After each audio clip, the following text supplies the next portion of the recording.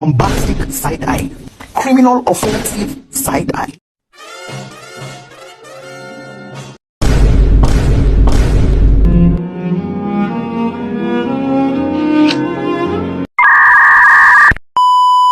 Assalamualaikum warahmatullahi wabarakatuh. Hai guys, kami dari kelompok 5 ingin menjelaskan materi tentang sumber belajar dan media pembelajaran. Sebelumnya, izinkan kami untuk memperkenalkan diri. Nama saya Leni Sufiana. Nama saya Fatma Febina. Nama saya Kenzi Noana. Tanpa berlama-lama lagi, mari kita masuk ke materinya.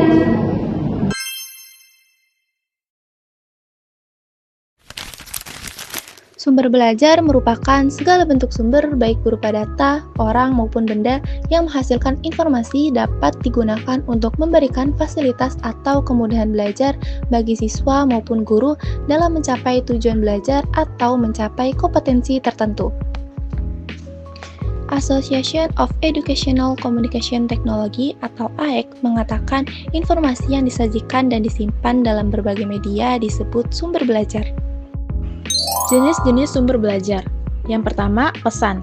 Pesan adalah informasi pembelajaran yang akan disampaikan yang dapat berupa ide, fakta, ajaran, nilai, dan data. Yang kedua, orang. Orang adalah manusia yang berperan sebagai pencari, penyimpan, pengolah, dan penyaji pesan. Yang ketiga, bahan. Bahan adalah perangkat lunak yang mengandung pesan-pesan pembelajaran yang biasanya disajikan melalui peralatan tertentu.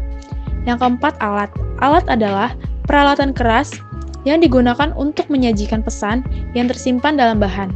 Yang kelima, teknik. Teknik adalah prosedur atau langkah-langkah tertentu yang disiapkan dalam menggunakan alat, bahan, lingkungan, dan orang untuk menyampaikan pesan. Yang keenam, lingkungan. Lingkungan situasi sekitar di mana pesan disalurkan atau ditransmisikan. Contohnya itu ruang kelas, studio, perpustakaan. Sumber belajar mencakup segala sesuatu yang memungkinkan siswa untuk belajar. Perencanaan sumber belajar harus menetapkan prosedur perencanaan pembelajaran untuk membantu guru dan siswa memanfaatkan sumber belajar mereka secara maksimal.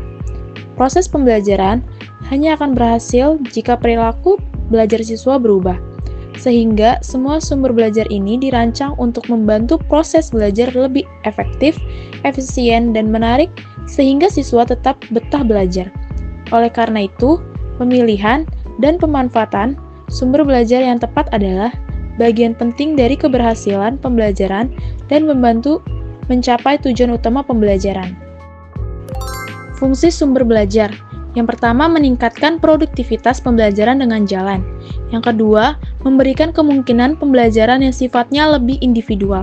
Yang ketiga, memberikan dasar yang lebih ilmiah terhadap pembelajaran. Yang keempat, lebih memantapkan pembelajaran. Yang kelima, memungkinkan belajar secara seketika.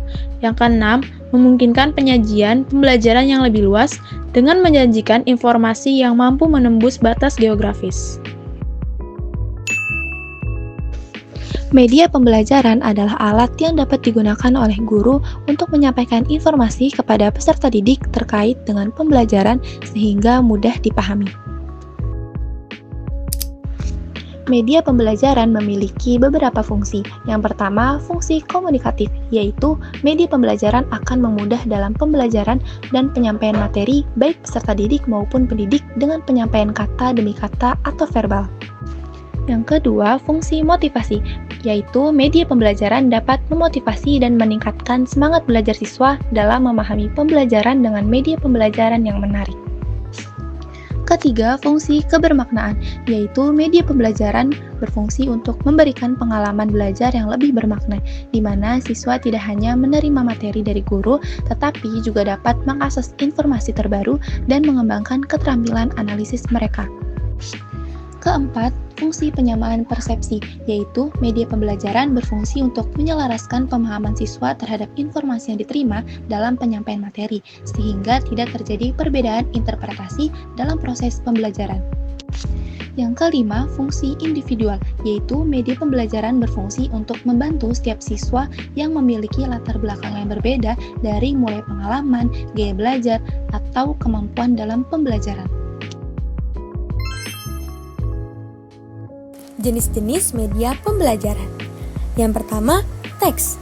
Media teks adalah elemen dasar dari media pembelajaran untuk menyampaikan suatu informasi yang menggunakan kata-kata tertulis atau tulisan untuk menyampaikan informasi, penjelasan, konsep, dan konten pembelajaran kepada siswa. Media teks bisa berupa buku teks, materi bacaan, artikel, atau materi tertulis lainnya yang mendukung proses belajar.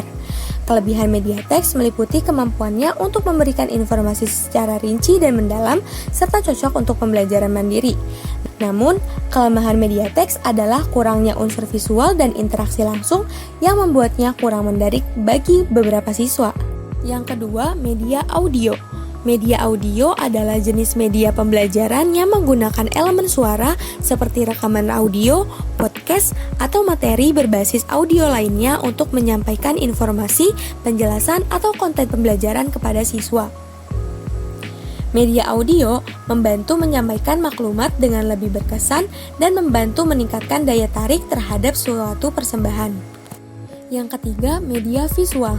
Media visual adalah jenis media pembelajaran yang menggunakan gambar, ilustrasi, grafik, diagram, atau elemen visual lainnya untuk menyampaikan informasi, konsep, atau ide kepada siswa. Kelebihan dari media visual dapat meliputi kemampuan untuk memvisualisasikan konsep yang kompleks dan memudahkan pemahaman melalui gambaran visual serta menarik minat siswa. Namun, media visual memiliki kelemahan seperti kurangnya kedalaman informasi yang dapat disampaikan secara langsung serta keterbatasan dalam mendukung pembelajaran auditori. Yang keempat, media proyeksi gerak, termasuk di dalamnya film gerak, film gelang, program TV, video kaset, atau CD, VCD, atau DVD. Yang kelima, benda-benda tiruan atau miniatur adalah jenis media pembelajaran yang melibatkan penggunaan objek fisik, model, replika, atau alat demonstrasi untuk membantu siswa dalam memahami konsep atau proses pembelajaran secara konkret, di mana media ini dibuat untuk mengatasi keterbatasan baik objek maupun situasi sehingga proses pembelajaran tetap berjalan dengan baik. Contohnya adalah benda-benda 3 dimensi yang dapat disentuh dan diraba oleh peserta didik. Kelebihan media pembelajaran ini adalah meliputi kemampuan untuk memberikan pengalaman nyata, mengaktifkan indera penglihatan dan peraba, serta memungkinkan eksplorasi konsep secara langsung. Namun kelemahannya adalah biaya produksi atau penyimpanan objek fisik ini terlalu besar. Manfaat media pembelajaran. Yang pertama, memperjelas penyajian suatu pesan agar tidak terlalu bersifat verbalistis. Verbalistis adalah sikap yang lebih mengutamakan kata-kata daripada kenyataan yang diungkapkan. Yang kedua, mengatasi keterbatasan ruang, waktu, dan daya indera. Misalnya, objek yang terlalu besar dapat digantikan dengan realita, gambar, film bingkai, film, gambar video, atau model. Objek yang terlalu kecil dapat dibantu dengan proyektor mikro, film slide, gambar video, atau gambar. Atau kejadian yang terjadi pada masa lalu dapat ditampilkan lagi melalui rekaman film, video, atau foto. Manfaat yang ketiga, dengan menggunakan media pembelajaran secara tepat dan bervariasi dapat mengatasi sikap pasif peserta didik. Karena media pembelajaran berguna untuk menimbulkan gairah belajar, memungkinkan interaksi langsung antara peserta didik dengan lingkungan dan kenyataan, serta memungkinkan peserta didik belajar sendiri menurut minat dan kemampuannya.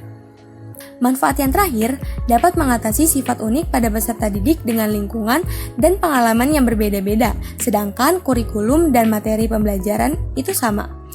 Masalah ini dapat diatasi dengan media pembelajaran dalam kemampuannya untuk memberikan perangsangan yang sama, menyamakan pengalaman, serta menimbulkan persepsi yang sama. Jadi, apa perbedaan antara sumber belajar dan media pembelajaran ya? Oh iya, siapa ya yang tahu? Aku tahu. Ini nih, perbedaan antara sumber belajar dan media pembelajaran. 2,000 years later. Berikut adalah perbedaan dari sumber belajar dan media pembelajaran, di mana sumber belajar adalah bahan yang digunakan dalam proses belajar mengajar atau sebagai referensi untuk meningkatkan pengetahuan dan kemampuan seseorang.